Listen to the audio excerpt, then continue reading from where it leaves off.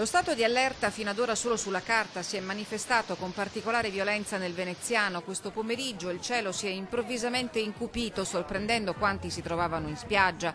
Tutti in fuga verso case, alberghi e camping, quest'ultimi bombardati da acqua e grandine.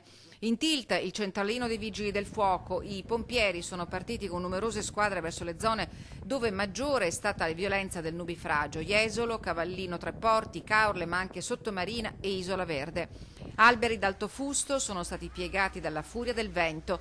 Drammatica la situazione su tutte le strade di Jesolo, disseminate da piante e rami. I danni sono ingentissimi.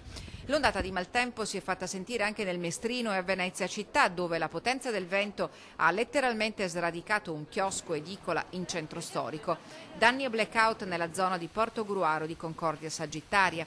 Moltissime le auto finite sotto gli alberi, caos soprattutto al camping Mediterraneo Cavallino, dove il fortunale ha sradicato alberi, divelto tende e rovinato numerose roulotte.